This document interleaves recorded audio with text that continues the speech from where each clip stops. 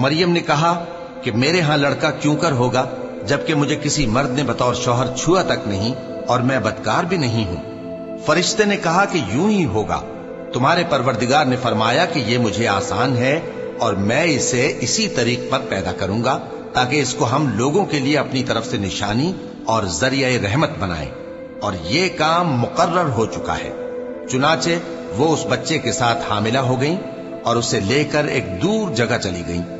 پھر درد ذہ ان کو کھجور کے تنے کی طرف لے آیا، کہنے لگیں کہ کاش میں اس سے پہلے مر چکتی اور بھولی بسری ہو گئی ہوتی۔ تب ان کے ٹیلے کے نیچے کی جانب سے فرشتے نے ان کو آواز دی کہ غمناک نہ ہو، تمہارے پروردگار نے تمہارے نیچے ایک چشمہ پیدا کر دیا ہے، اور کھجور کے تنے کو پکڑ کر اپنی طرف ہلاؤ، وہ تم پر تازہ عمدہ کھجوریں گرائے گا، تو کھاؤ اور پیو اور آنکھیں ٹھنڈی کرو۔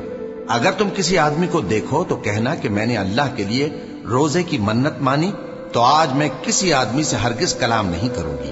پھر وہ اس بچے کو اٹھا کر اپنی برادری والوں کے پاس لے آئیں۔ وہ کہنے لگے کہ مریم یہ تو نے برا کام کیا۔ اے ہارون کی بہن، نہ تو تیرا باپ ہی برا آدمی تھا اور نہ تیری ماں ہی بدکار تھی۔ تو مریم نے اس بچے کی طرف اشارہ کیا۔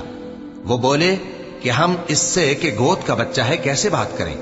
بچے نے کہا کہ میں اللہ کا بندہ ہوں، اس نے مجھے کتاب دی ہے اور نبی بنایا ہے، اور میں جہاں ہوں اور جس حال میں ہوں اس نے مجھے صاحب برکت بنایا ہے، اور جب تک زندہ ہوں مجھ کو نماز اور زکوٰۃ کا ارشاد فرمایا ہے، اور مجھے اپنی ماں کے ساتھ نیک سلوک کرنے والا بنایا ہے اور سرکش و بدبخت نہیں بنایا، اور جس دن میں پیدا ہوا اور جس دن مروں گا اور جس دن زندہ کر کے اٹھایا جاؤں گا مجھ پر سلام ہے۔ یہ مریم کے بیٹے عیسیٰ ہیں، اور یہ سچی بات ہے جس میں لوگ شک کرتے ہیں۔ اللہ کو شایع نہیں کہ کسی کو بیٹا بنائے، وہ پاک ہے۔ جب کسی چیز کا ارادہ کرتا ہے تو اس کو یہی کہتا ہے کہ ہو جا، تو وہ ہو جاتی ہے۔ اور بے شک اللہ ہی میرا اور تمہارا پروردگار ہے، تو اسی کی عبادت کرو، یہی سیدھا رستہ ہے۔